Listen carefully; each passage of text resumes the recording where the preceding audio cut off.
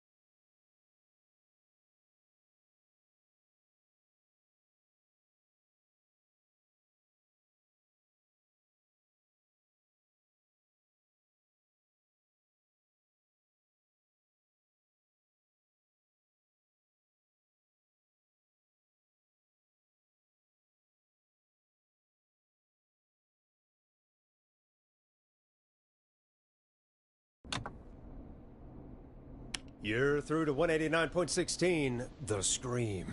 What's your emergency? Hello again, Forrest. Oh, that call with the teens was awful. Those poor kids. Still, I'm glad the girl didn't get hurt. Thanks for your concern. Are you in trouble? What's on your mind? I wanted to ask you again to play my song, Forrest. You said you were gonna play it, but you didn't. Your name was Dawn, right? What, Peggy? Yes. Oh, well remembered.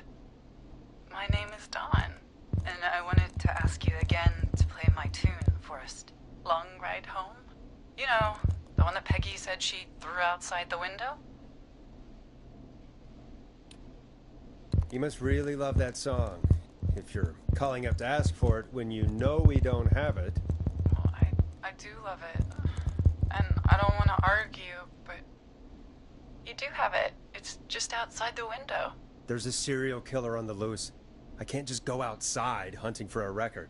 I'm really sorry, Dawn, but we just can't get it right now. But wasn't the Whistling Man just at the old murder house? That's miles from the station. It won't take you a second to grab it. Don, I'm not sure if you've heard, but there's something unnatural about this freak. He's fast.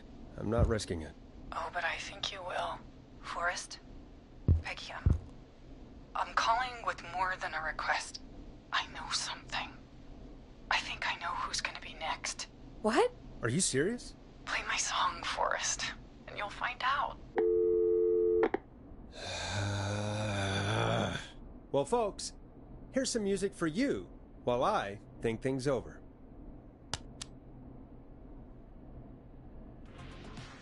Time to go on the journey that is Blast Processor with their hit song 1980X. Is she serious, Peggy? She's serious about hearing that song, that's for sure. Peggy, I mean, is she serious about... I don't know, Forrest, but we don't really have a choice, do we? If she's telling the truth... All right, I'll do it. You're a good man, Forrest. I'll slide you the key to the fire door. Wait. Our fire door has to be unlocked? Yeah, you know, I never thought about it, but yeah. We should talk to Reggie about that later. Anyway, I'll hold the fort down while you're out. Maybe I'll even get a collar. That could be exciting. 189.16, The Scream. With me, Peggy.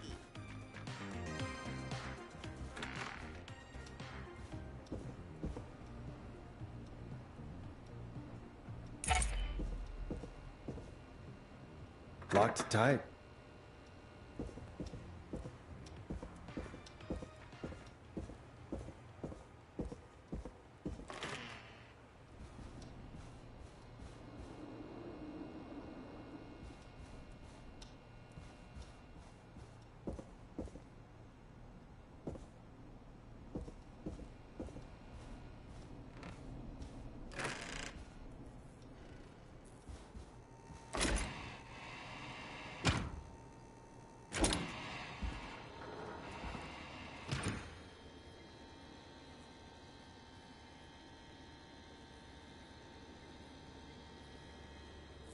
You know, I hope she'll be happy when I'm brutally murdered by the Whistling Man.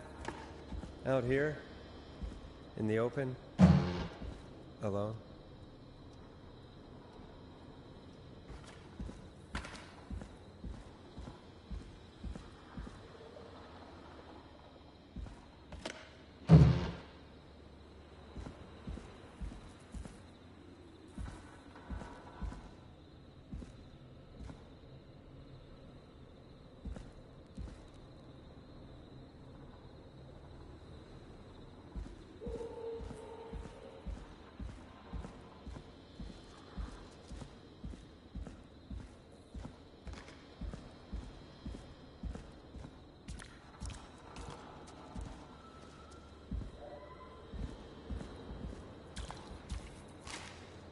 Here it is. Long ride home.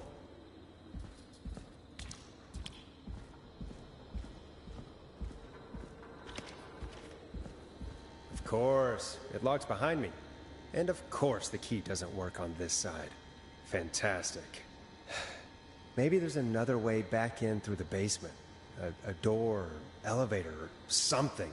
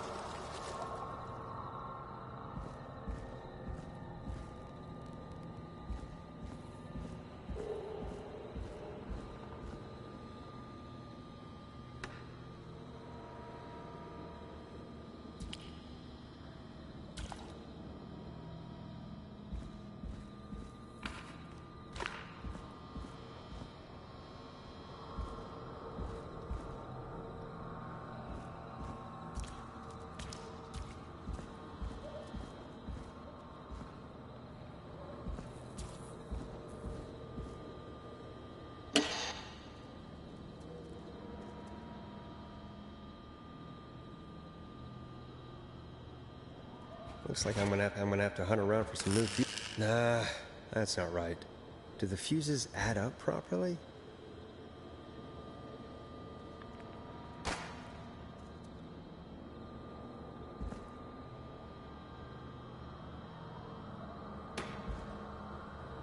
Looks like I'm gonna have to hunt around for some new fuses.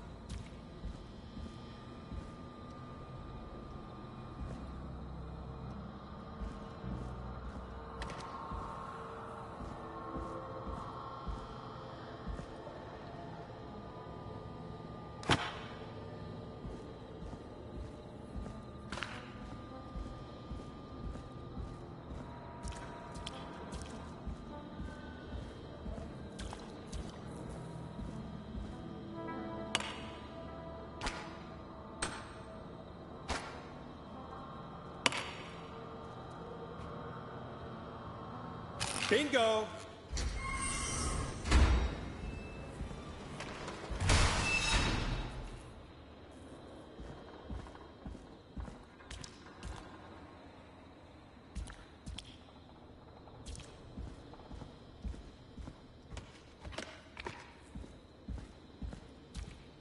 I could probably survive that fall.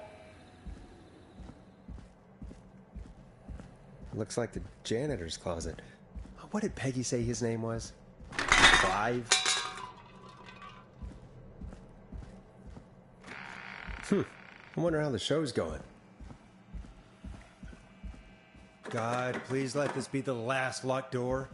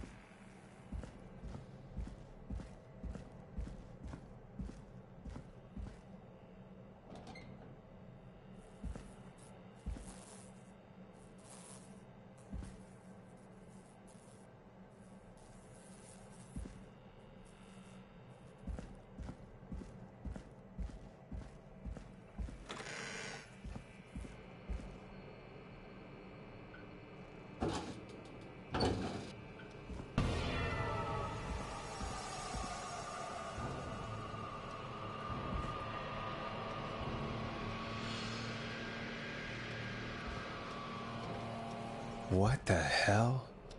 Peggy is not going to believe this. Ah, there's the beautiful key. I should be able to get back to the studio now.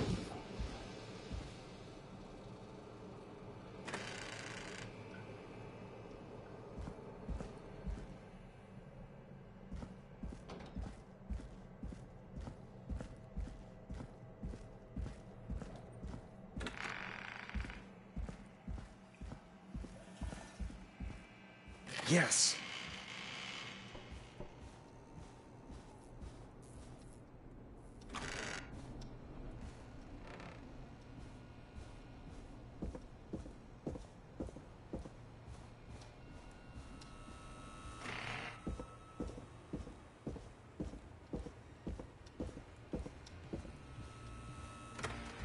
Isn't that such a good song, folks? And now for... Jesus, Forrest, you've been gone for ages. I thought something had happened. Something did happen. Clive the janitor might be Clive the murderer. What? I'll start from the beginning. The fire door locked behind me. So...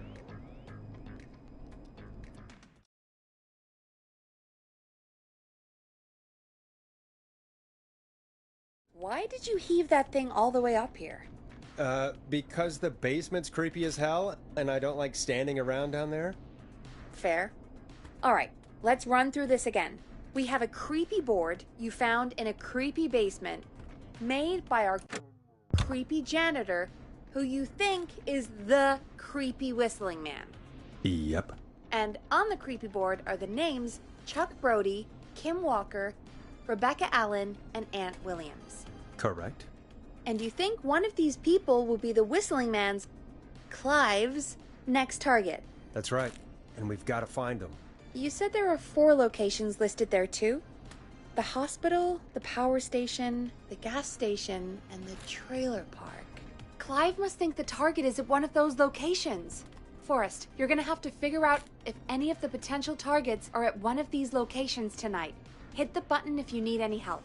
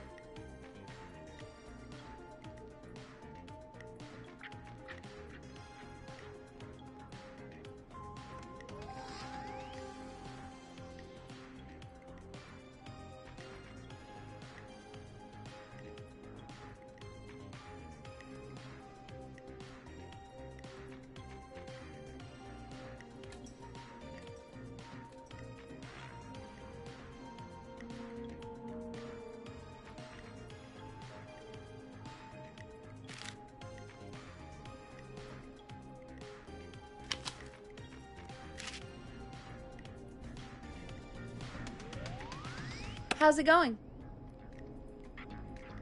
I'm ready, Peggy. Are you sure? We've only got one shot at this.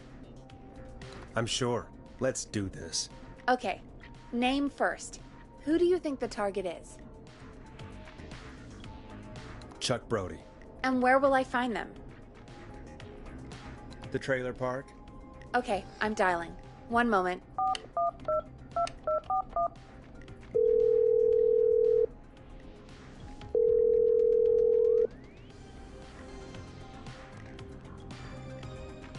Forrest, I'm through to the trailer park, but they say there isn't anyone by that name there.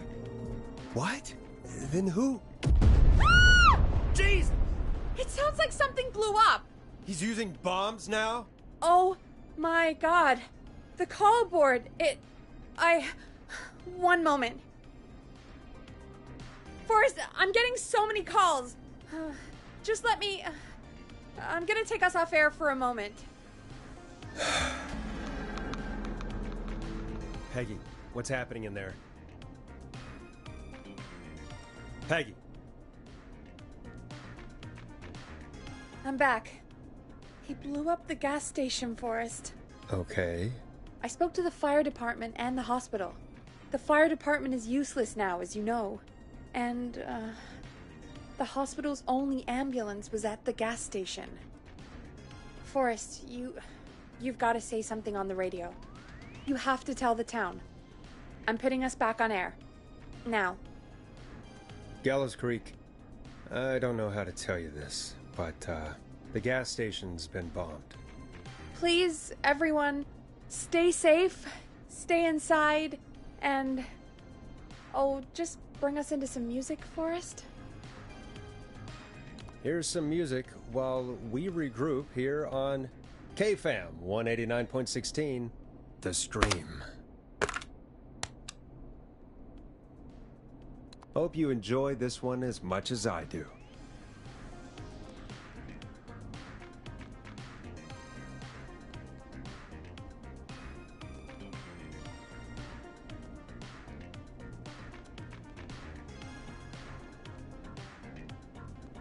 There's gotta be more in the basement to show us who Clive is targeting.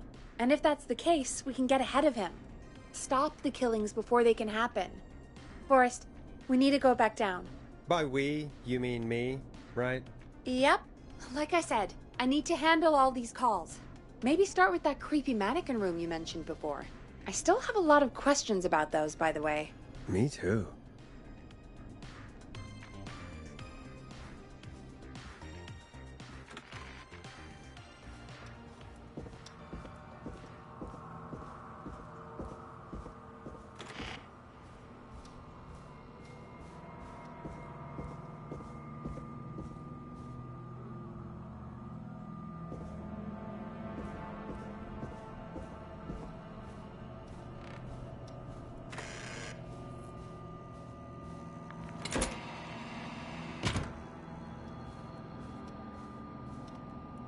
Needs a key.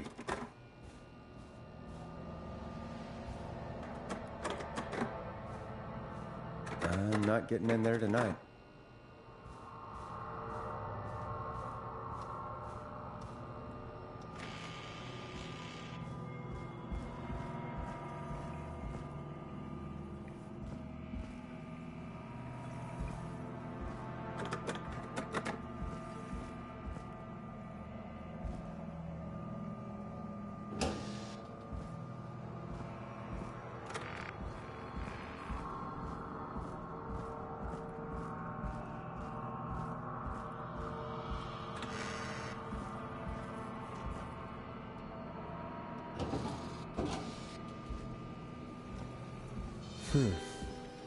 A key? Was this always here? I must have missed it when I brought everything upstairs.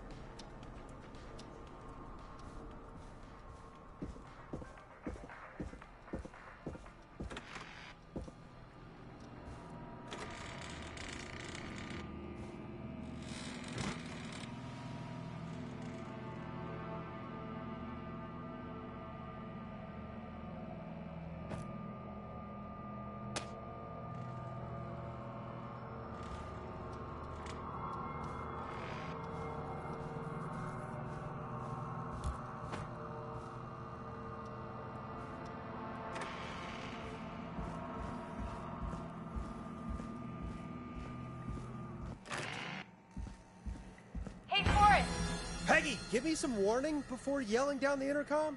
Sorry. Buzz the intercom when you find something and want to discuss it.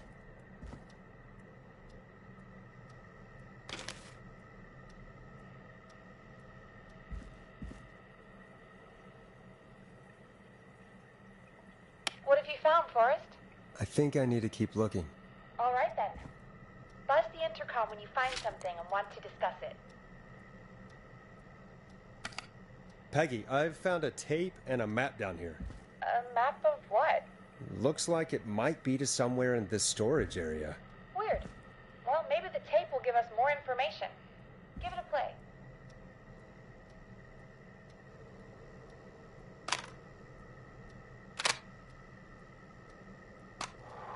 George Barrow, 1968. That's when this all began for me. Follow the maps, find the tapes. I'll be waiting. Wait, George Barrow? We all heard that he drowned after a night out drinking. Was it actually Clive? Has Clive really been the whistling man for that long? He says I need to follow the maps and find the tapes. I guess that's what this map is about. I think we need to see what else is hidden down here. Be careful, Forrest. Keep looking. Buzz the intercom when you found something.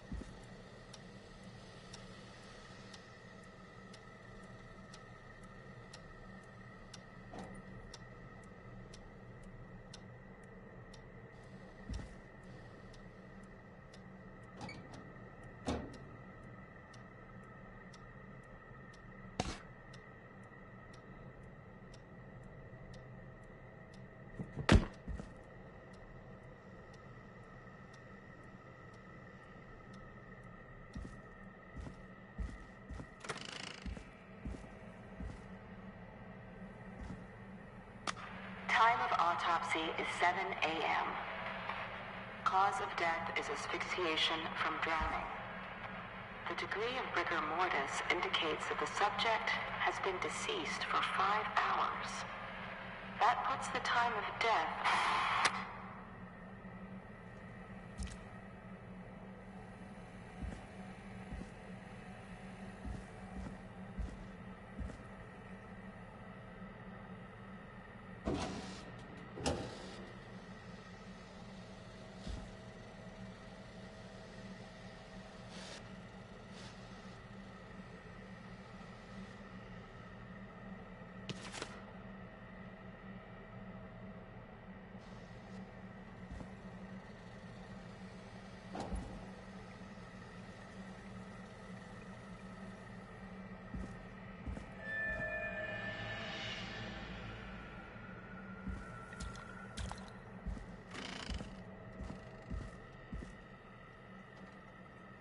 What have you found, Forrest? It's an autopsy tape. Doesn't say for who, but I think it must be for George. Poor George. He was so young. Something's bugging me, Peggy. What do you mean? I swear I recognize the voice of the woman talking on the tape. I just can't place it. Seriously? Do you think you've met her before? I don't know. I mean, I just got here recently. I don't know. Do you think you found everything, Forrest? I think there's gotta be more down here. I need to find all the tapes. You think so? How much did Clive hide down there? Well, if there are more tapes, then there must be more maps to follow, right? That seems to be the case. All right, then. Buzz the intercom when you find something and want to discuss it.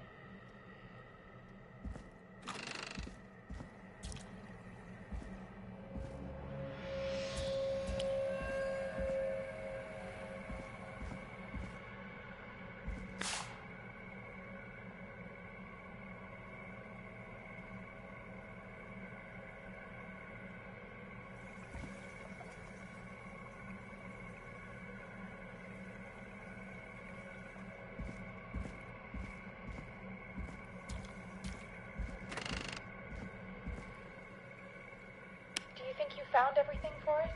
I think there's gotta be more down here. I need to find all the tapes. You think so? How much did Clive hide down there? Well, if there are more tapes, then there must be more maps to follow, right? That seems to be the case. All right then. Buzz the intercom when you find something and want to discuss it.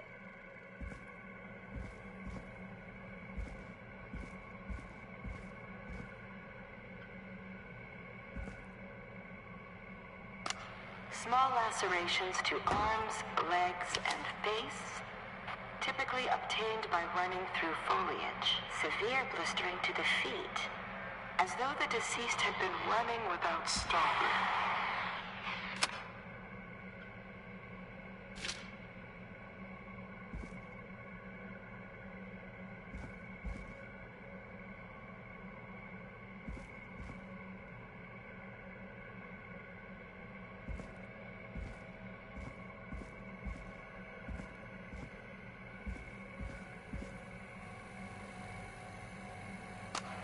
Additionally, there appears to be a post-mortem injury to the arm. It looks like it was trapped in a car door.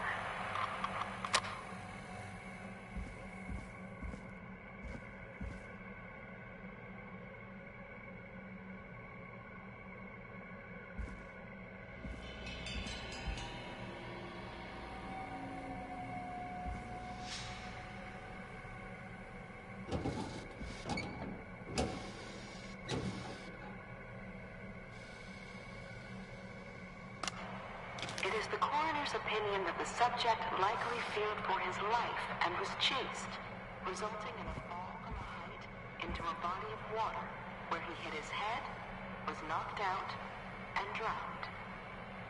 Following that, he was moved. Dr. Sullivan, we need to have a talk.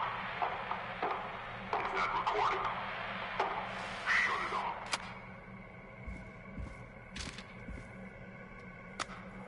If you're listening to this, then I'm probably dead. What the? I'm a man who likes to stay informed. I've got subscriptions to newspapers all over the country. A few weeks ago, I noticed headlines cropping up in those papers. Ooh, One after a the new other. vinyl for my collection. Each headline about a murder. Each murder, the death of someone I knew almost 20 years ago. And each one drawing closer to Gallows Creek. Drawing closer to the anniversary. None of us are innocent. But I don't think we deserve killing. All I hope now is that I can save some folk from the worst. That I can. I don't know. Do something to make up for what I did back then, I guess. I didn't kill anyone, mind you. But that's past mattering. Now, there's more I could say. That I should say. But my employer made it clear that my family would pay a high price if I ever spoke out. So, hopefully I've said enough for you, listener, whoever the hell you are, to start putting the truth together. What the hell? Peggy is not gonna believe this.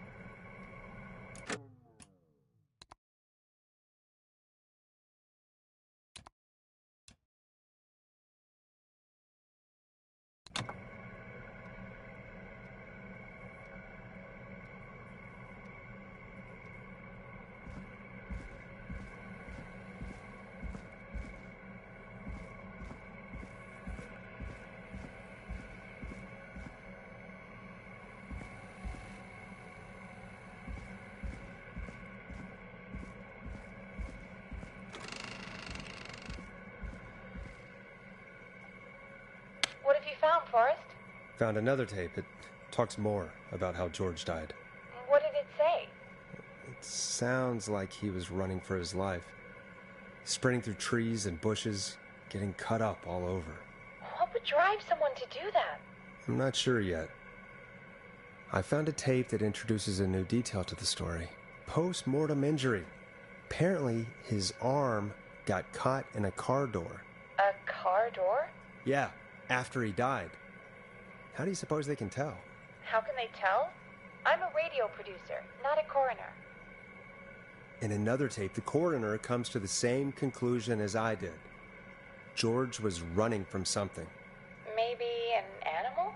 Maybe, but then there's this next bit, where the coroner thinks he was moved post-death. Moved the body? How weird. At the end of the tape, someone burst in and demanded the doctor, Dr. Sullivan, to stop recording. Dr. Sullivan. Wait, Virginia Sullivan? She was her caller from earlier. Well, then our caller was involved in a conspiracy around this boy's death. We need to call her back once we finish down here. It looks like she might know something about what's going on.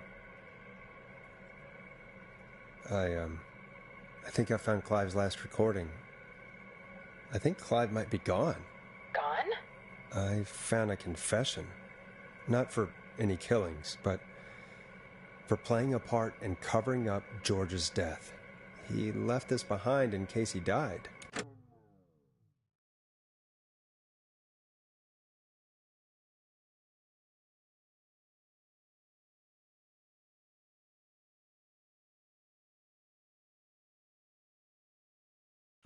He hoped someone would find it.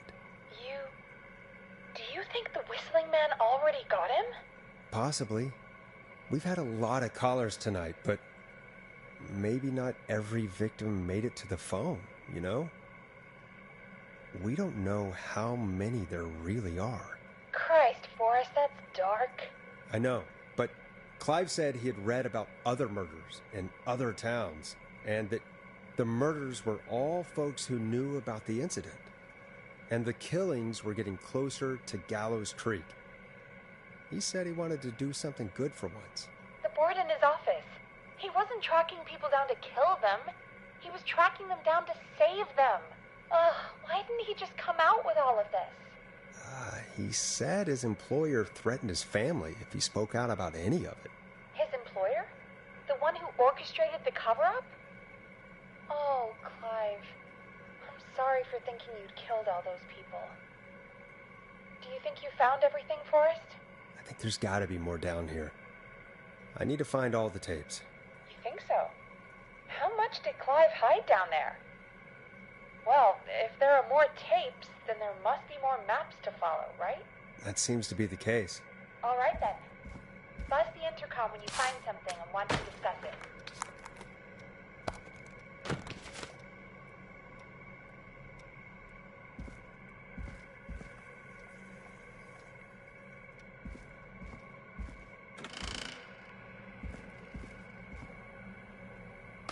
Time of autopsy is 7 a.m. Cause of death is asphyxiation from drowning.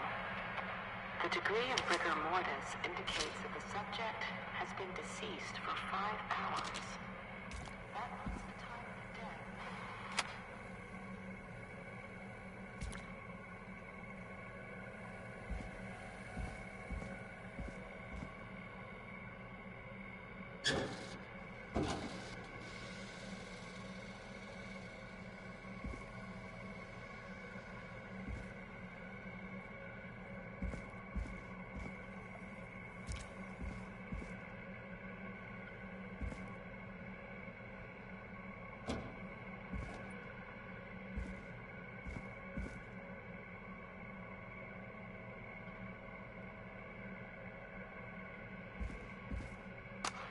Small lacerations to arms, legs, and face, typically obtained by running through foliage. Severe blistering to the feet, as though the deceased had been running without stopping.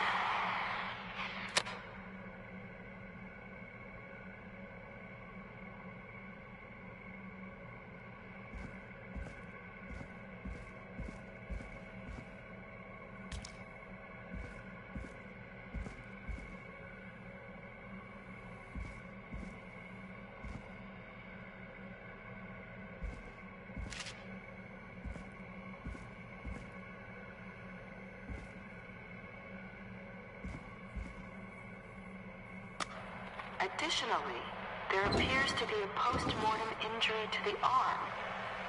It looks like it was trapped in a car door.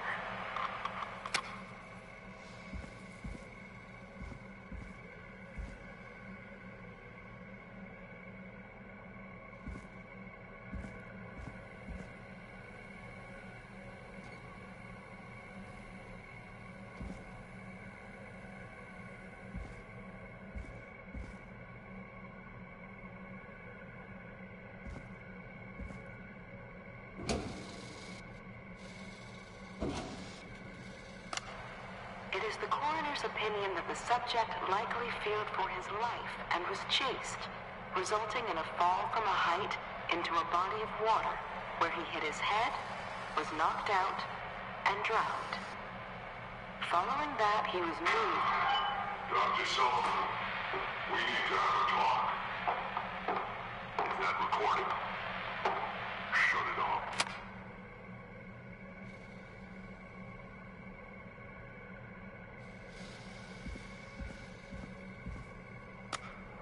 If you're listening to this, then I'm probably dead. I'm a man who likes to stay informed. I've got subscriptions to newspapers all over the country. A few weeks ago, I noticed headlines cropping up in those papers, one after the other. Each headline about a murder. Each murder, the death of someone I knew almost 20 years ago. And each one drawing closer to Gallows Creek. Drawing closer to the anniversary. None of us are innocent, but I don't think we deserve killing. All I hope now is that I can save some folk from the worst. That I can, I don't know, do something to make up for what I did back then, I guess. I didn't kill anyone, mind you, but that's past mattering. Now, there's more I could say than I should say, but my employer made it clear that my family would pay a high price if I ever spoke out. So, hopefully I've said enough for you, listener, whoever the hell you are, to start putting the truth together.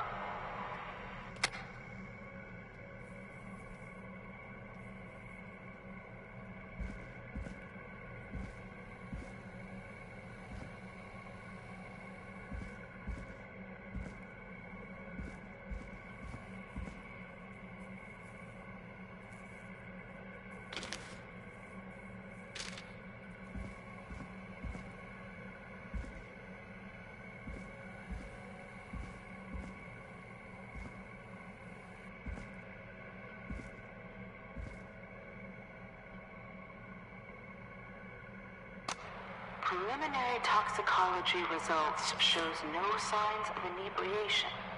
However, a high amount of cortisol was found, indicating elevated levels of stress in the immediate moments before death.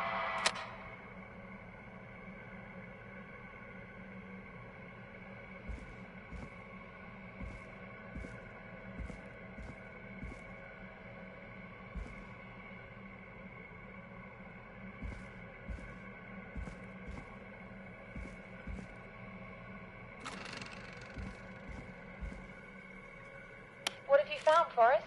There's also a tape about a toxicology report. There were no signs of drinking or that he was on anything. What? But everyone said he went swimming drunk and drowned. It was in the newspaper and everything. Do you think you found everything? I think so. Forrest, what's going on here? Someone wanted that boy's death to seem like an accident. And they hired Clive to make it look that way. Come back upstairs when you're ready. We need to figure out our next step.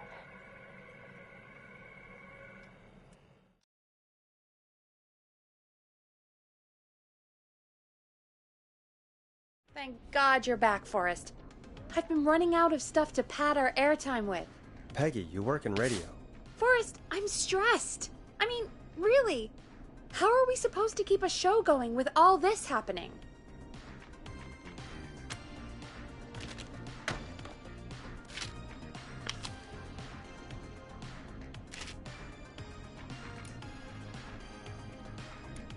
Beats me. But we gotta do it, and we're going to. You're right. So, what's the plan now? I think we should call Virginia back.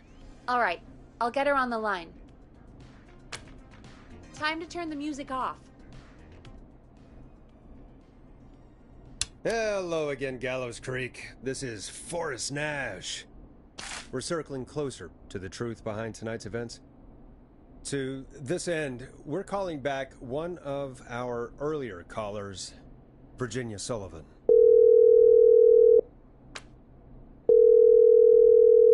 Fredman Plunker here? Who's this? Is it you? Goose. Plunker, hey, it's the Radio Man, Forrest Nash. Radio Man? What's up? Solving mysteries, saving lives. The huge. Right on. Plunker, what are you doing at Virginia's house? She asked if we could stay to keep an eye out for that whistling turd. So we're hanging out, bro. Well, that's big of you, Plunker. No, it's nothing. Can I speak to Virginia? Sure thing, Radio Man. I'll just go get her. Who is this? Hey, Virginia, it's Forrest. I'm glad you're still okay. Oh, Forrest. Sorry, I'm still jumpy.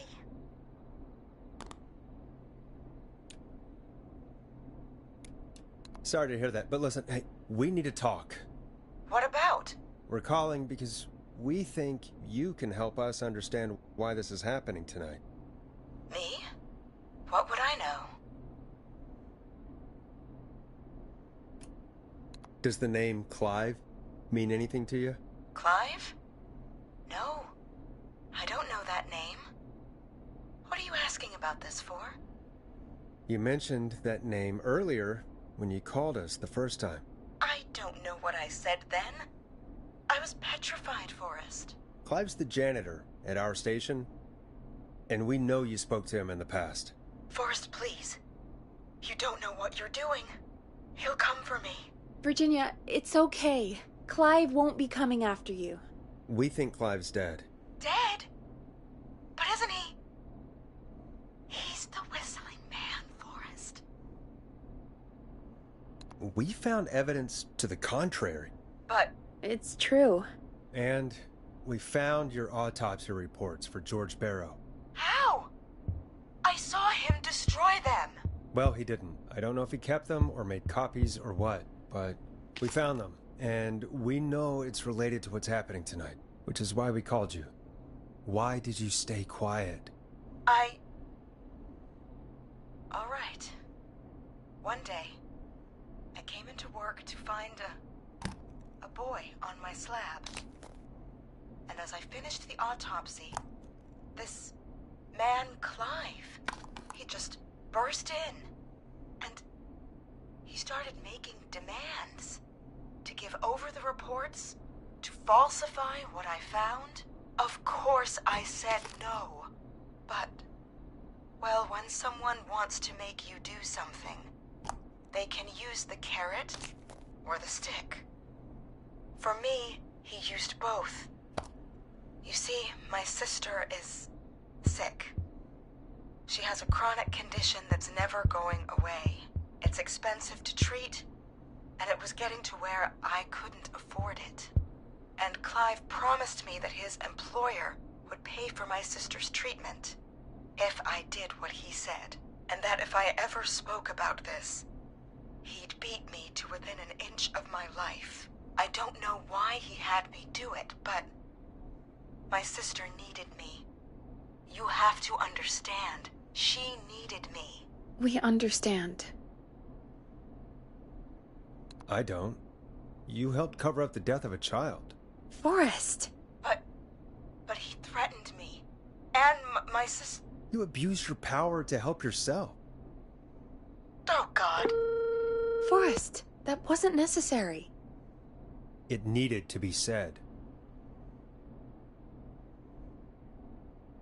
So, Virginia's tied up in all of this. Clive threatened her to keep quiet about George's death. But for who? Why cover up these details? Maybe we could have called Sandra, see what she knew.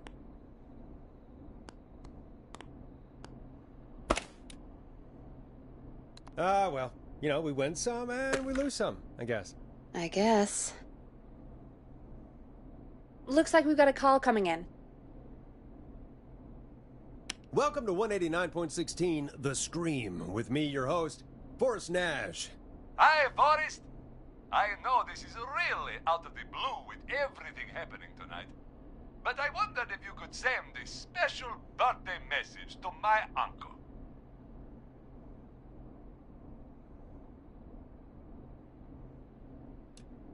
You want to do that now? Really? Why? Of course now. It's his birthday. I won't have a chance to do it again until next year. May as well, Forrest. Fine. What's his name? Thank you, Forrest. He's my Uncle Ronnie. His first name's Peter, but he never liked his name.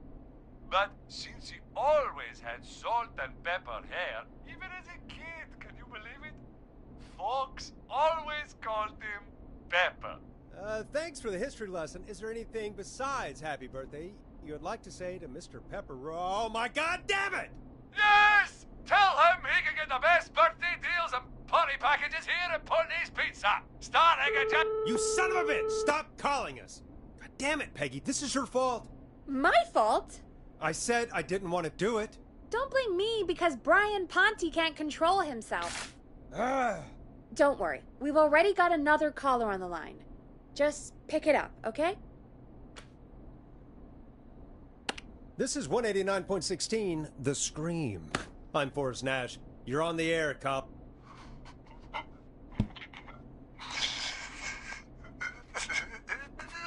Caller.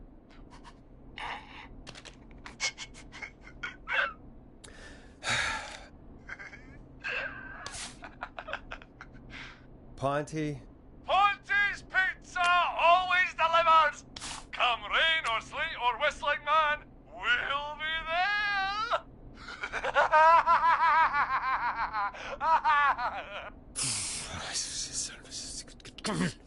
Forrest? Forrest? Are you okay? Forrest? I hope the whistling man gets him with his own pizza slicer. Jesus, Forrest? Sorry. That was too much. It's okay. It's been a high-stress night. Don't worry about him anymore, okay? Not for tonight, anyway. I think he's spent for now. We've got another call, whenever you're ready. Folks, don't spend your money at Ponte's Pizza. That's all I'm gonna say about that. Moving along, I'd like to welcome another caller to 189.16 The Scream, with me, Forrest Nash. Who, may I say, is calling? Well, hello again, Forrest. Dawn. I bet I know why you're calling. I'm sorry I didn't play your song. There's a lot going on. But please? Never mind that now. Forrest, I'm calling because I need your help. Please, Dawn, if you know something, if you know who the next target is... Oh, it's too late for that now. I'll be the judge of that. Oh, fine. Chuck Brody was the next target, but that ship sailed.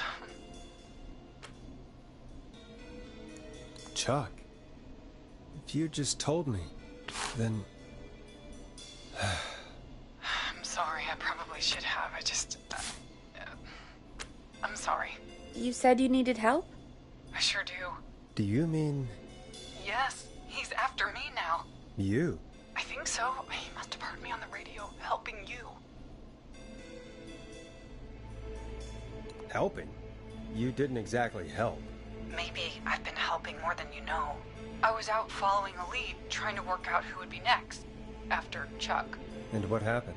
And I started to feel like I was being followed. I came back to my apartment building, but this newfangled security system has me locked out. I need you to help me get inside. Can a neighbor let you in? I only moved in last week. I don't know anybody yet. There's not even a buzzer here, only the keypad for the entry code. I need that code to get inside. Which apartment block do you live in? Maybe one of our listeners lives there too. It's the new Woodside apartment building between the town hall and the trailer park. But I doubt any of your listeners live there. I don't have many neighbors. Sounds like a prime piece of real estate. The sound really carries at night. Shit.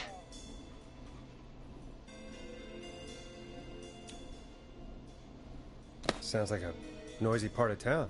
It is. Boy, I wish he'd muscle that thing in. Oh.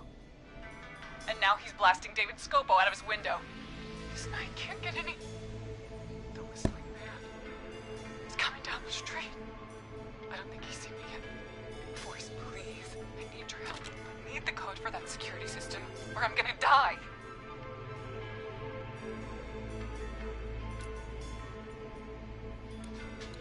What's the name of the security system? There's a sticker on the box. It says Starling Security 4000. There's a keypad, and it looks like it wants a 6-digit number.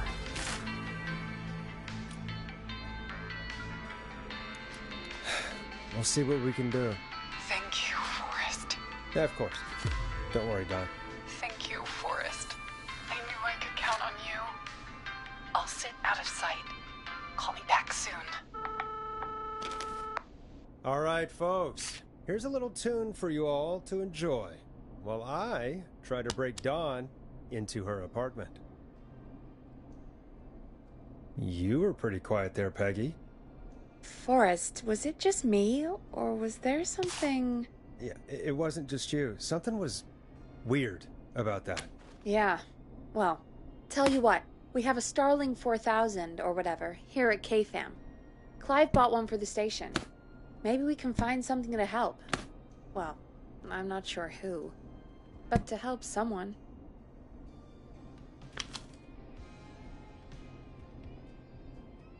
Okay, so she's locked out of the Woodside Apartments, and somewhere, Clive probably has the papers for the Starling 4000. Welcome back, Forrest. Find anything? Nothing by way of key codes. I see. Any ideas, Peggy? Dawn says she's stuck outside the Woodside Apartments with the whistling man nearby. She's locked out because of some new security system. Yeah, the Starling 4000. Right. And we had the same security system delivered here. Clive was going to install it, so check the basement. I'd guess that's where Clive would have stuff like that. Thanks, Peggy. No problem. Don't take too long.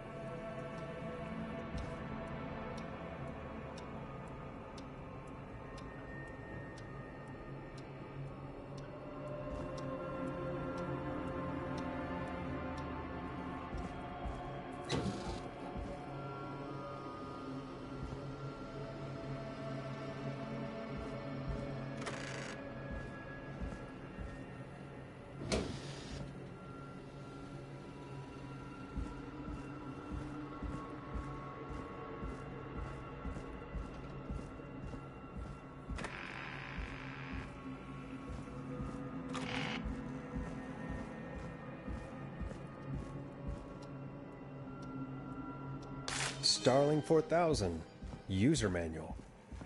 Ah, these codes should come in handy.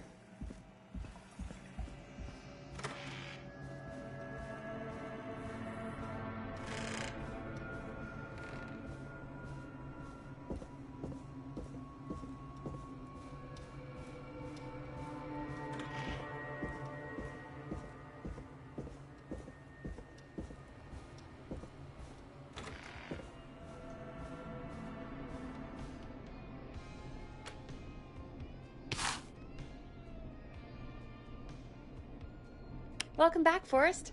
Find anything? The Starling 4000 security manual. It's got a bunch of codes. Good. And did you find anything else? Nothing except the manual. All right. Well, I'll get Dom back on the line then, Forrest. I'll let you take it from here. Thanks, Peggy. When you're ready, shut the music off.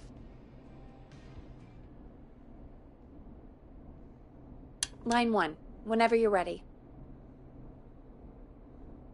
Don, are you there? This is Forrest Nash from 189.16, The Scream. Oh, thank God you're back. I'm so afraid. What's the code to the gate?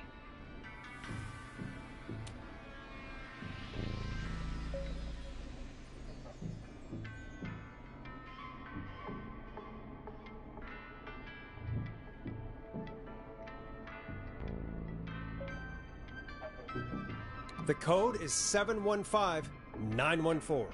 Thank you, Forrest.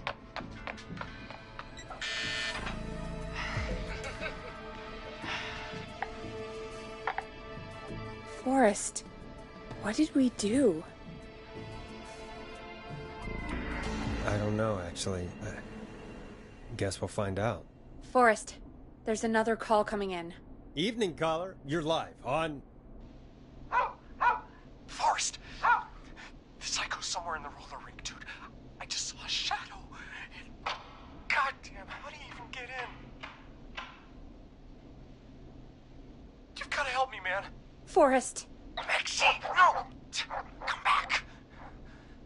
I can't find my rifle, man. It's... I don't want to hurt anybody, but I can't let anything happen to... Maxie! Maxie! Maxie! You didn't do anything wrong!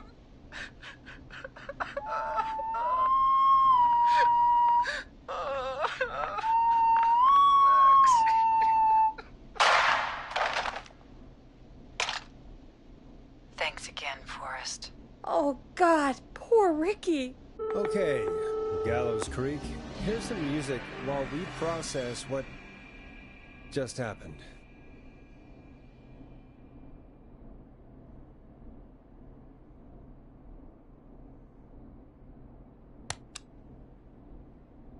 So, the whistling man is a woman? I know. I can't believe it. She called up. You spoke to her multiple times. Yeah, she seemed pretty normal. Why do you think she requested that song?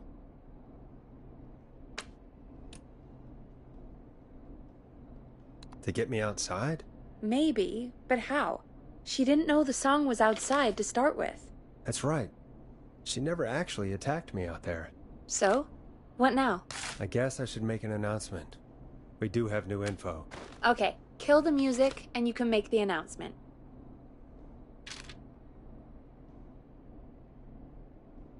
Okay, you're live in 3, 2...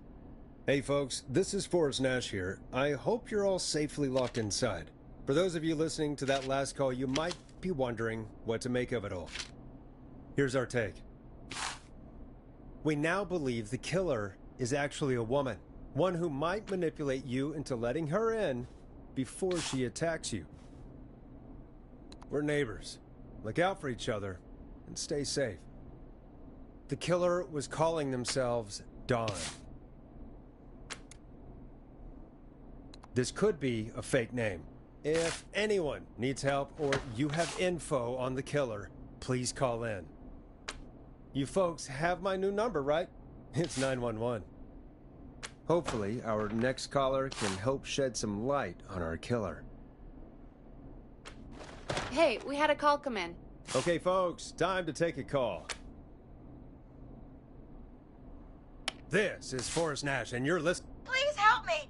My name is Casey Moore. I'm at 25 Nancy Drive. My best friend's been stabbed. He's bleeding everywhere. I don't know what to do. Please help me. Is he still breathing?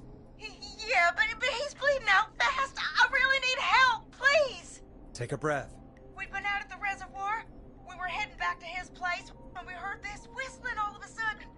He just started freaking out. He screamed at me, told me to hide. I'd never seen him like that, and I just panicked and ran and hid in the bush. Oh no. Forrest. Then what happened?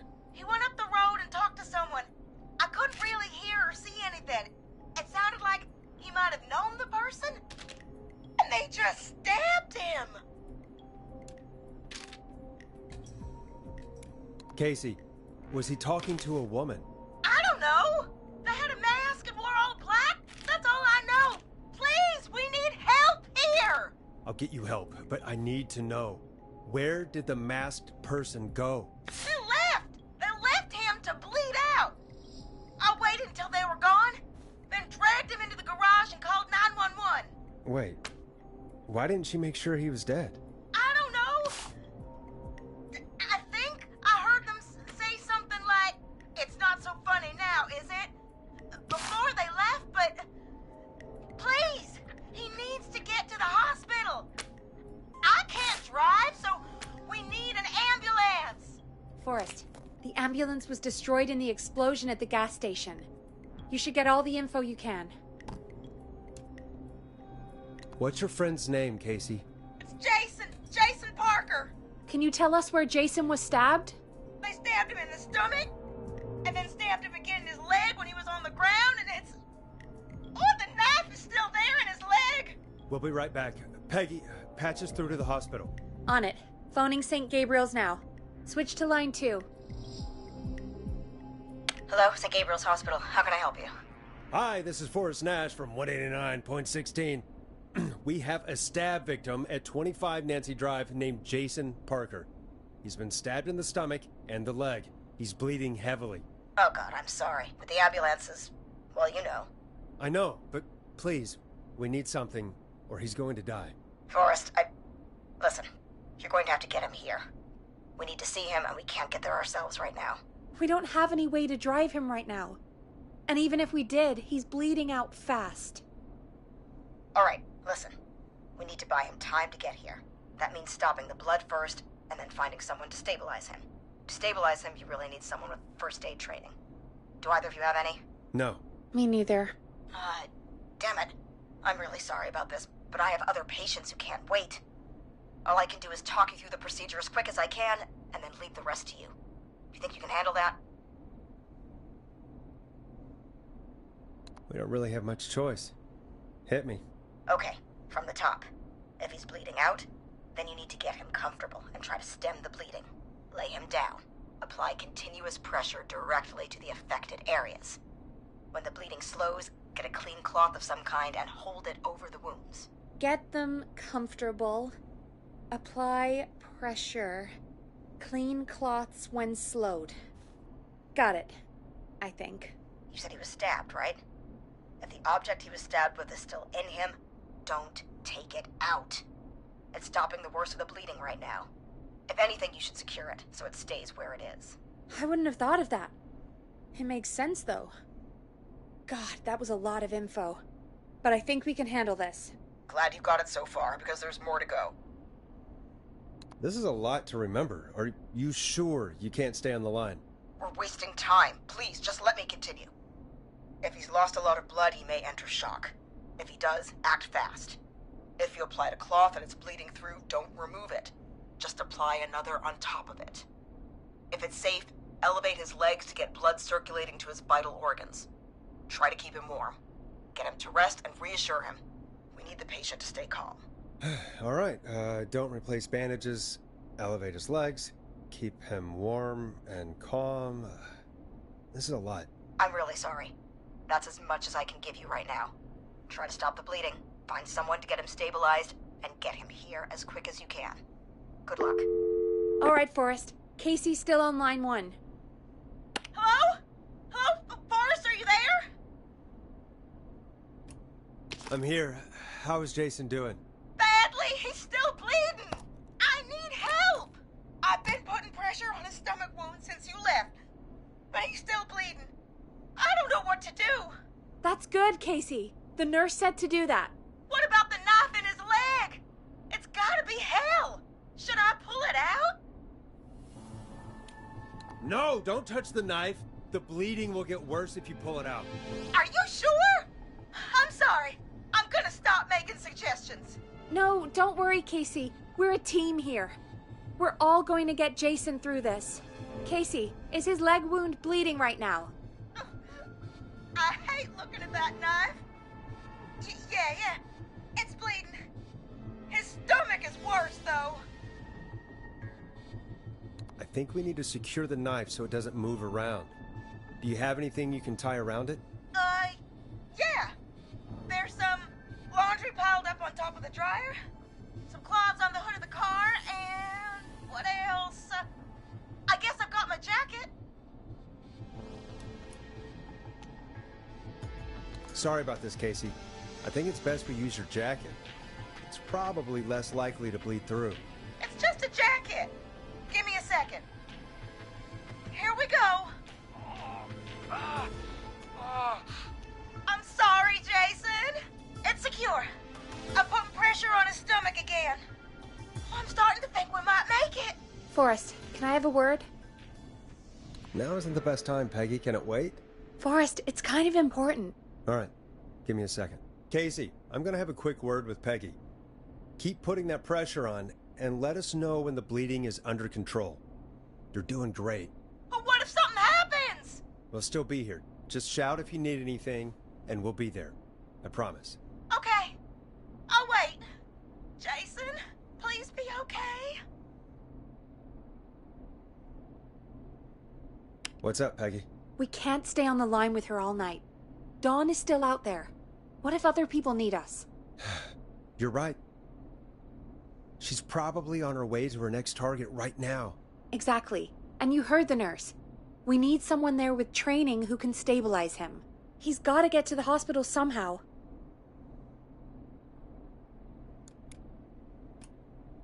Could somebody nearby help them? Maybe drive them to the hospital? You know, that's exactly what I was wondering. Do you have anybody in mind? I might. A little before you started working here, KFAM did a mandatory first aid training course. Me and Karen missed it because we were away on a producer getaway. You skipped it, didn't you? Never mind. So, how does KFAM's first aid course help us? Casey said they're at 25 Nancy Drive, right? Yeah? Why? They put up a bunch of cheap houses around there about 10 years ago. So a bunch of people here at the station live around there. Do you think any of them could help Casey and Jason? Probably, but I don't know who lives there. And since I missed the training day, I don't know who knows first aid. Could you call them and ask? I don't know everybody's numbers. I've only ever called Karen. Everybody's personnel info is probably in Reggie's office. Got it. I'll look through their files in Reggie's office. It's a life or death situation. I'm sure they won't mind. Right. But there are a couple of problems with that. Go on. It's sensitive information, so Reggie probably locked it in his safe. Great. Great. Do you have any idea what the combo for the safe could be? Not a clue. Reggie's a serial note-taker, though. Maybe something in his office will give it away. Right. There is something else. I'm not gonna like this, am I? Have you ever heard, "The future is floppy"? Peggy, what the hell are you talking about? I'm talking about floppy disks. Floppy disks are like these futuristic things that have information on them. You put them in a computer and they do something. Peggy, I know what a floppy disk is. Anyway, Reggie decided that the future is floppy and started phasing out our physical records and replacing them with these floppy disks. I imagine it's the same for our personnel files. That's good to know. Since we haven't heard anything from Casey, I'm guessing Jason's okay for now. I'll check out Reggie's office and see what I can find. You'll need a key for that. I'll just slide it under my door now. Thanks, Peggy. I'll just have to look around.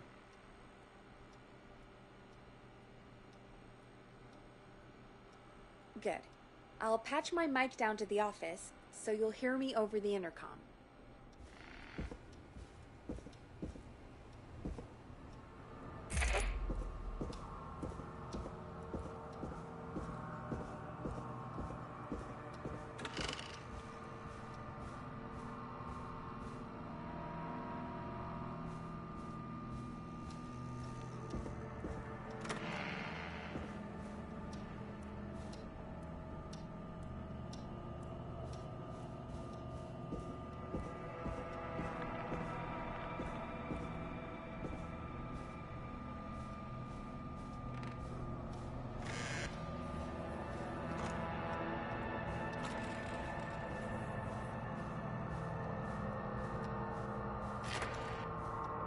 Looks like I need a 4-digit code.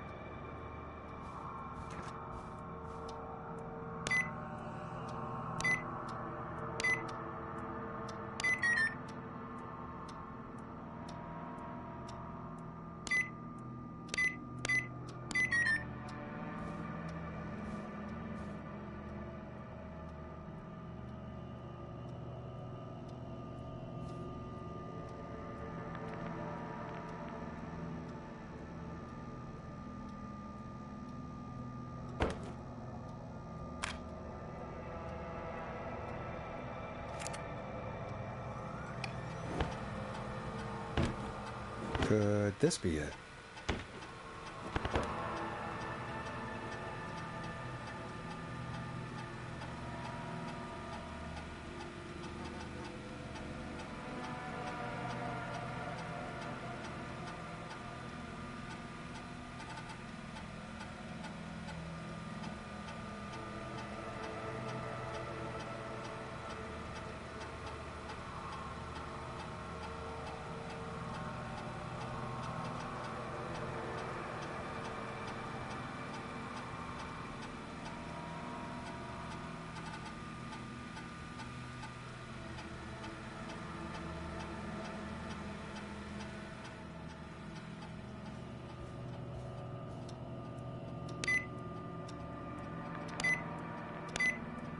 Nice.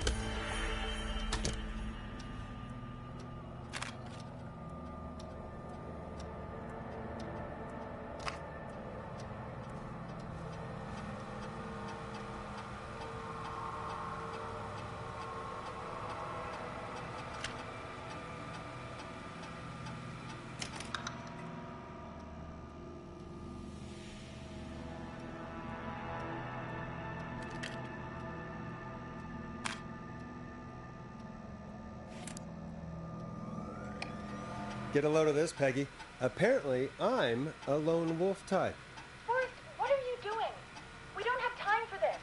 We have a man literally dying on the line, and we're more interested in you. You're right. I'm sorry. I need to focus on possible candidates. I can read the rest of this later.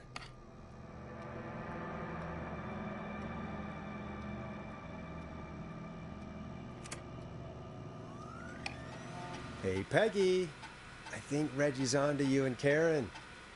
Maybe don't bring those little drink umbrellas into work for a while. What? Why are you reading my file? You need to find someone who can help Casey. We already know I can't. Don't waste time. You're right. I'm sorry. I need to focus on possible candidates. I really shouldn't have read both. We're in a hurry.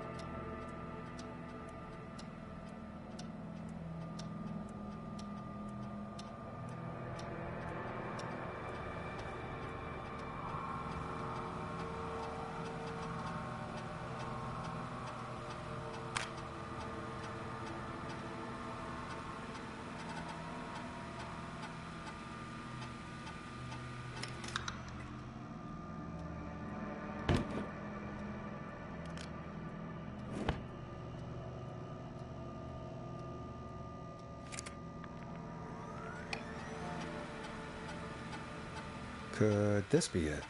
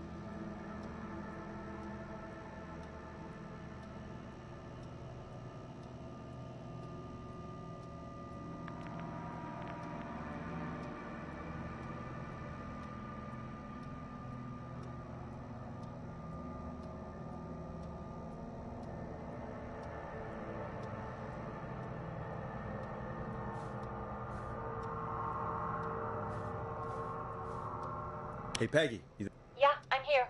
Did you find what we need? I think I know who our best bet is to help Casey and Jason. All right, good work. Who should I... Hello? Is anybody there? Please pick up. Casey, I'm here. What's wrong? Jason started going pale. I tried to get him to rest, but he just threw up everywhere. What's happening? What do I do?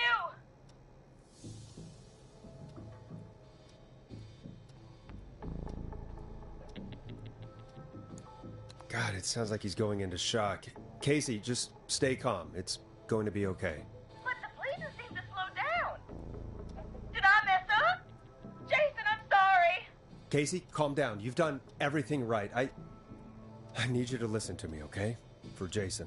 What did the nurse say to do about shock? Casey, I need you to elevate Jason's legs. We need to get the blood flowing to his vital organs. Got it. Jason, stay with me. I'm just gonna move you.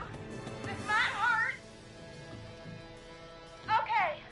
I propped his legs up on some boxes. I'm looking at my notes. We need to get Jason as warm and comfortable as possible. Do you have anything you could use nearby, Casey? Yeah. I still have some laundry next to me. I'll wrap him in some blankets. Just give me a second. Sorry. Jason's bleeding through his bandages. Should I get him new ones? Or... Oh, God. Don't remove the bandage. Apply another one on top of it. Do you still have something you can use? I'm using the laundry to keep him warm. So... I'll use the cleaning rags on the car. They don't look dirty. I'll fix his bandage and get him warm. Hold on, please.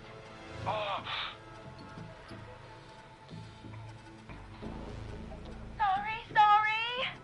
I'm done. You're gonna be okay, Jason. Just relax now, okay? Sorry. I'm scared. He's not doing well. Is he gonna... Casey, I need you to be strong for Jason. Sit with him and reassure him that everything's going to be okay. Okay? Okay. But please, I can't give him what he needs. Please sit down. I can't lose him. All right, Forrest, we need to hurry. Jason doesn't sound like he's doing too well. You said you knew who to call earlier? Who was it? We need to call John Hedges. He lives on Nancy Drive. He didn't really participate in the first aid training, but he's a former war medic. He's probably the most trained person we have. Really? I never really spoke to him before. A war medic, huh? Yeah, and according to Reggie's notes, John keeps all of his old equipment at his house. He's something of a hoarder. All right. What's his number? 5420735. Calling now. Let's hope he picks... Who the hell is this calling you? What time is it? John, it's Forrest Nash here at KFAM. We have an emergency and we need your help. Forrest? If this is a work emergency, then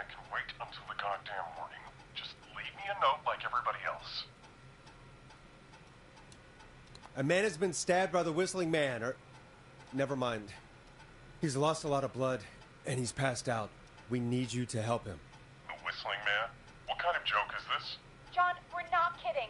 A man is gonna die if we don't help him right now. Seriously, I haven't been called on for over 10 years. Where's the patient? What's his condition?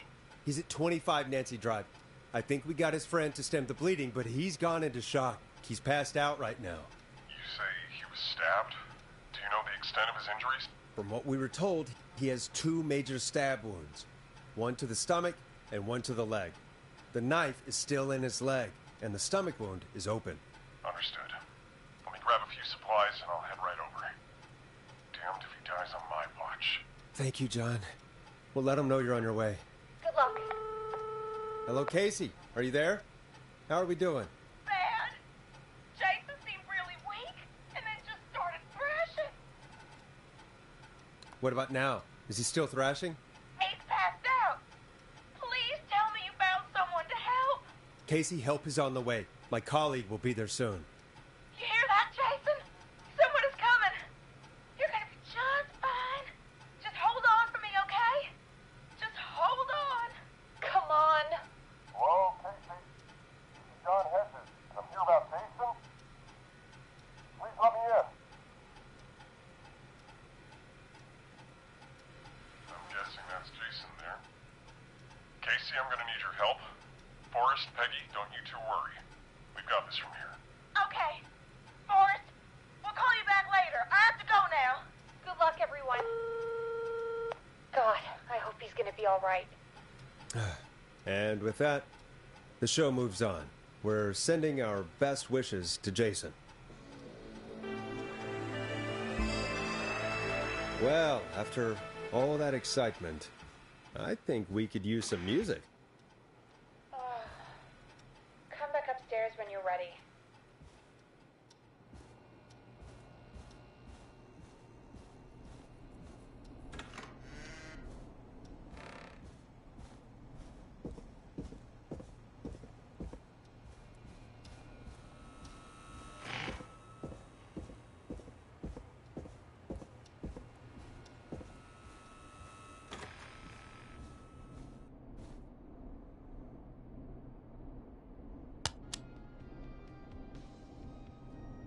Coming up for your listening pleasure, it's Caged Tiger with their single, One Last Goodbye. It's getting pretty late. This might be your last break for the night, so try to enjoy it. Give me a buzz when you want to go back on air.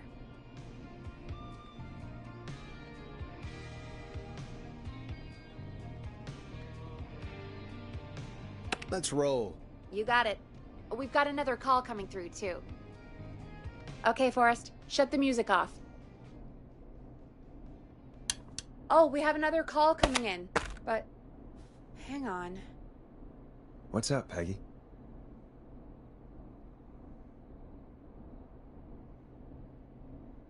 Peggy? You're gonna want to take this call off the air. Who is it? Just do it. All right, folks, it's time for another track. Here's one to help you sit back and relax. We'll be right back after this. I hope this is good news, Peggy. Who have we got? Find out for yourself on line 1. Hello? Forrest, I'm glad I got back through to you. Sounds like it's been a busy night, huh? Surprise! It's Leslie, our 911 operator, leading the charge from Henderson to come save us. It's so good to hear from you. Are you okay? I am. I'm driving back with an officer from Henderson now. We got back into radio range a little while ago. We've been listening in, but haven't been able to get through until now. Ever since you found Sheriff Matthews, it's only gotten worse. It's been a long night. Well, it shouldn't be too much longer now. I'm glad I got through to you. I wanted to let you all know what's going on. I made it to Henderson. Turns out somebody had cut the phone lines, and they had no idea what was happening. After I told them, well, their sheriff sent a goddamn squad back with me to stop this. That's great news. That's crazy about the phone lines, though. Do you think the Whistling Man cut them? I'm guessing so. I don't know how the Whistling Man did it. But that doesn't matter right now. Listen, we're coming in hot, but we need your help. I know Gallows Creek isn't a big town, but if we don't know where the Whistling Man is, we can't get him. Her. That's where you come in. You can count on us. What do you need? It might be a long shot, but here goes. The Whistling Man already called up a few times. I bet she calls again. We're still a little ways out of town, so if she calls, stall her. Buy as much time as you can for us to get in. And while you're talking to her, try to figure out where she is. We'll be listening in, so once her location is known, we'll head straight there and end this nightmare.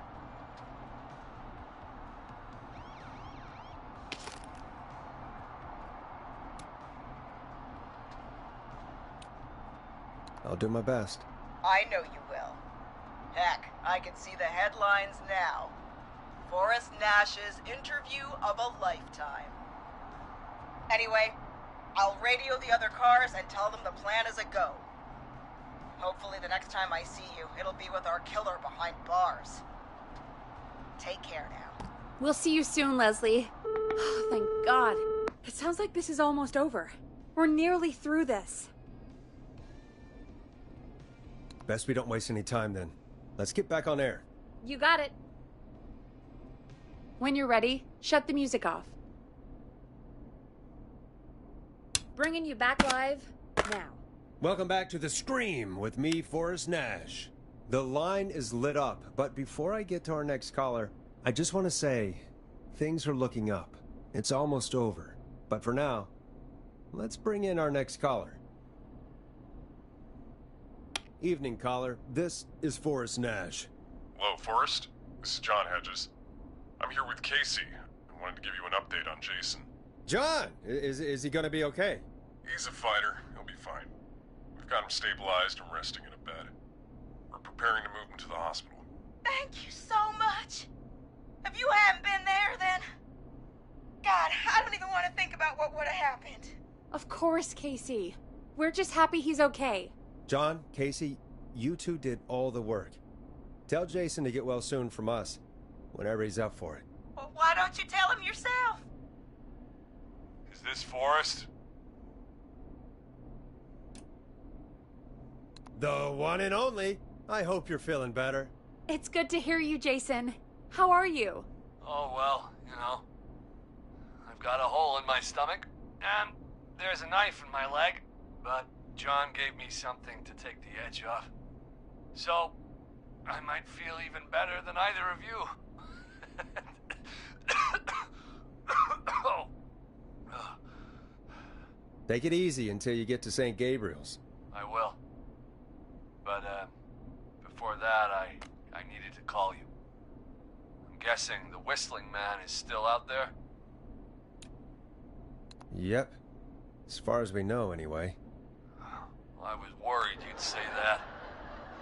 God damn it. Actually, I'm glad you called. I wanted to talk to you about what happened earlier. Go for it. Casey said when you were attacked, your assailant said something like, "It's not so funny now." Do you know what they meant? I do. 60. I've heard that voice every day in my head for almost 20 years. Every day? Does the killer live in Gallows Creek? No. Not exactly. Hey, guys, I'm really sorry, but there's a call on the other line. I just need to make sure we don't have another situation brewing. You fill Jason in on what happened. I'll be right back.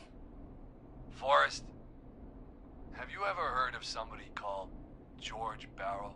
The boy who drowned? Sounds like everything's finally coming out now. It's been tough to hold it all in. Sounds like you've been holding back about something awful, Jason. I'm part of the reason my best friend is dead, Forrest. And the few who knew about it said if I ever said anything, I'd find myself in jail. For a long time. It was hell. And then the town just moved on. Like he'd never existed. What happened that night?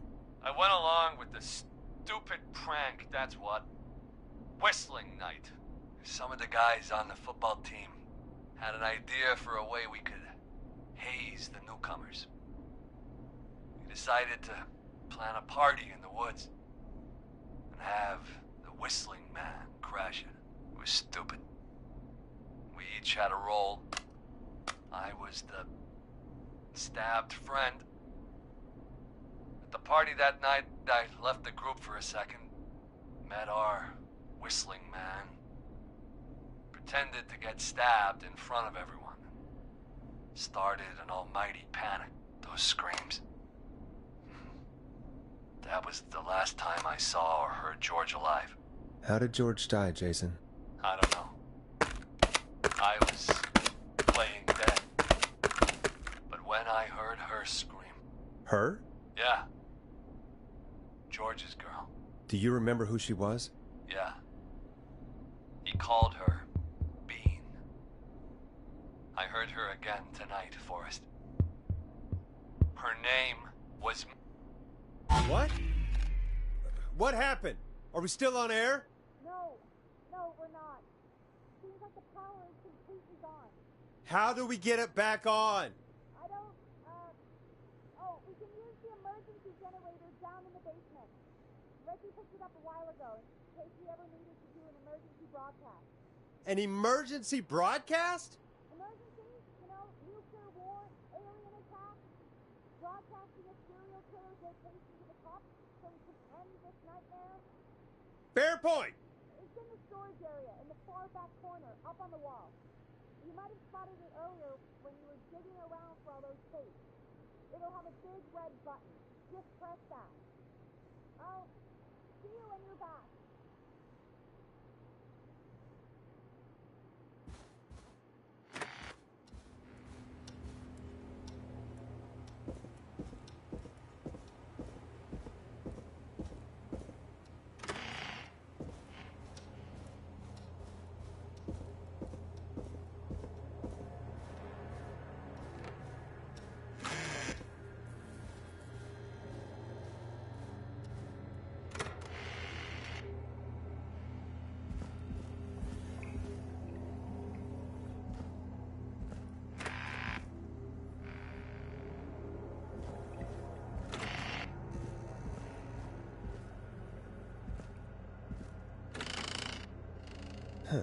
Far back corner.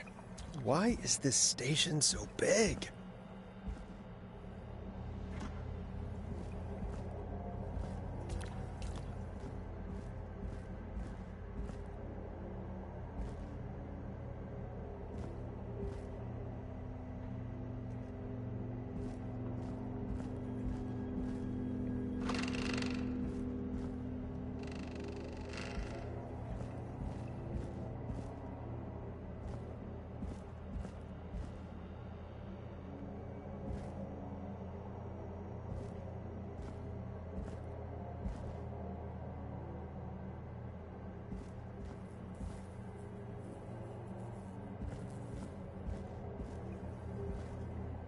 That must be it.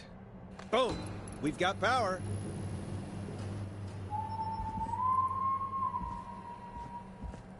The Whistling Man. I need to warn Peggy.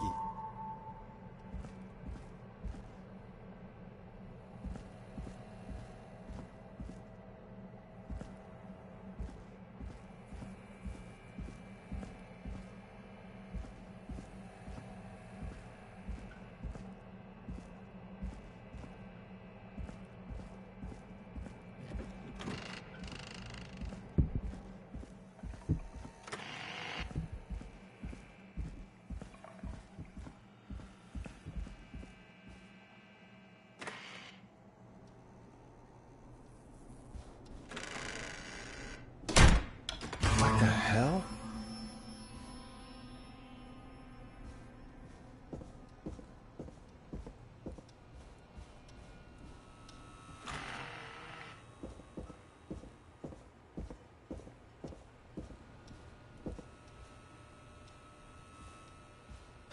Oh no.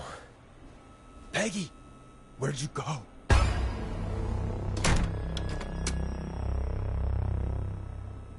No way. This can't be happening.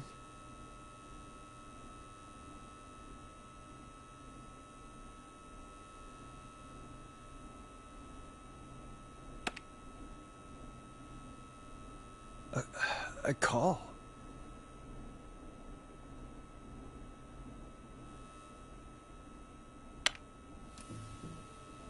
Where's Peggy, Don? Have some patience, Forrest. It's almost the end of the night. Almost the end of the show. But it's not over just yet. Got a little time still. So let's make the most of it.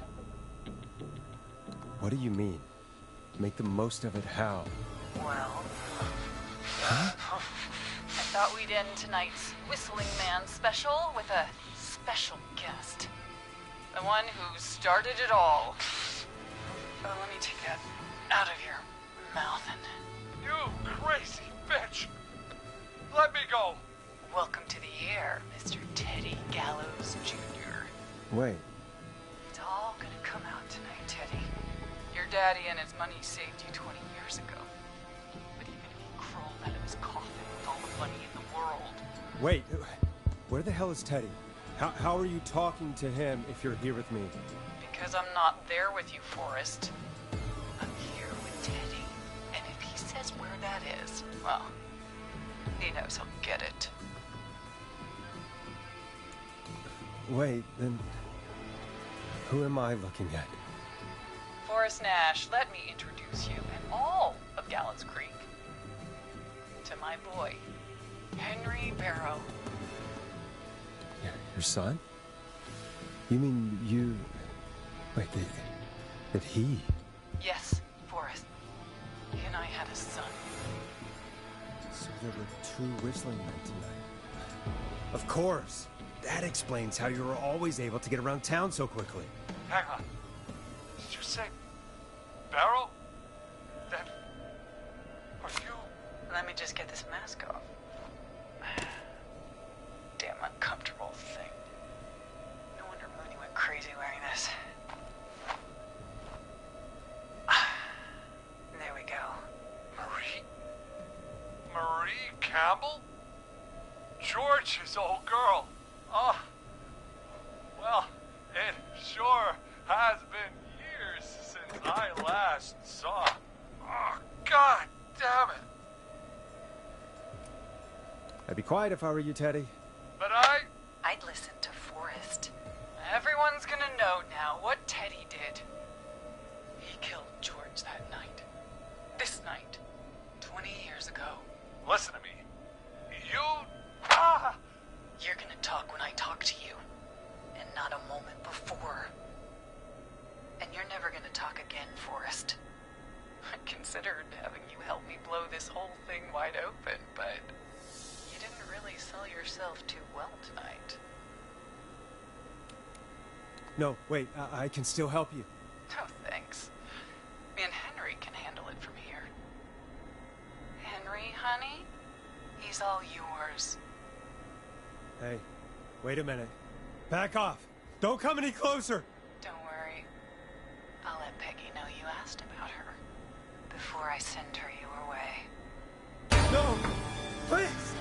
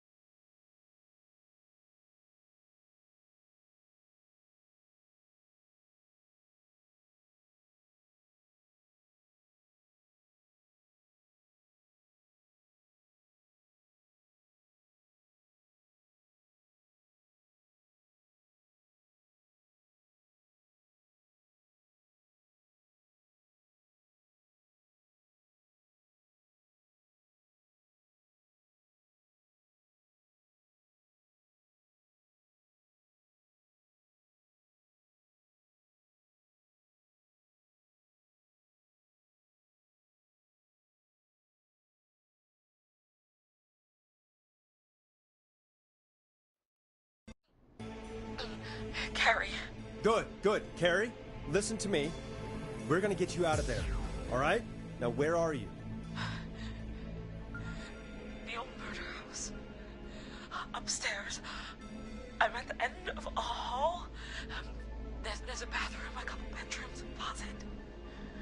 Oh, he's coming. Where should I go? Go to the closet. Okay, I'll...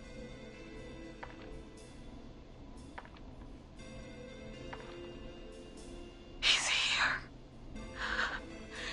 He's here. He's gonna kill me.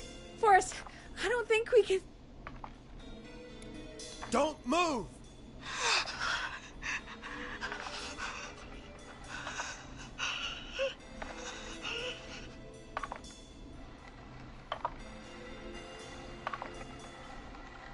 Oh no! Oh no! Oh no!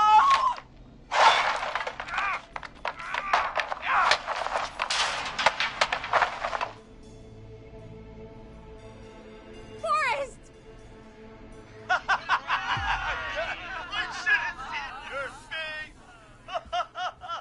What? What? Are you kidding me? Okay, what the hell is going on here? Oh, who's on the phone, Carrie? The cops? It's just a joke, jeez. Wait, isn't that... Jimmy, that wasn't funny, you sicko!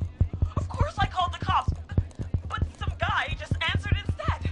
What guy? Forrest Nash, what the hell are you all doing? It's prank night, old man. We're just having fun. That's the kid! The kid who called in earlier pretending to be the whistling man. That's it. I'm out of here. Jimmy, everyone, it's really not safe to be out. Please, go home. And waste whistling night? No way. That little idiot. Whistling night? It's a stupid tradition. Especially stupid since that one kid died back in... Would you take off that stupid mask if it's hard to breathe? Who's under there anyway? Is that you, Seth? Idiot. Seth is right next to you. That's, wait. Oh no. Who are you? Oh no, man!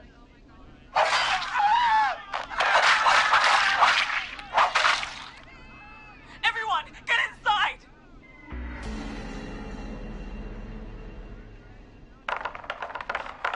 You two, barricade the door. Scott, Heather, you barricade the back. As long as he's out there and we're in here, we're safe, right? You bought time, but not much. Forrest, we have to... Heather, I already called the cops. Forrest picked up. He's the best we're gonna get. Who is with you, Carrie? My friend, we drove out to the old murder house and... of course!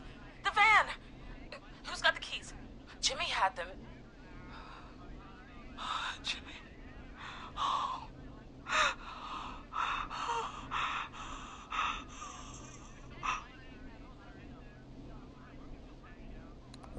Okay. It's gonna be okay, Carrie. Right. We'll figure something out. Between all of you, there's gotta be a way to beat this. Just sit tight, okay?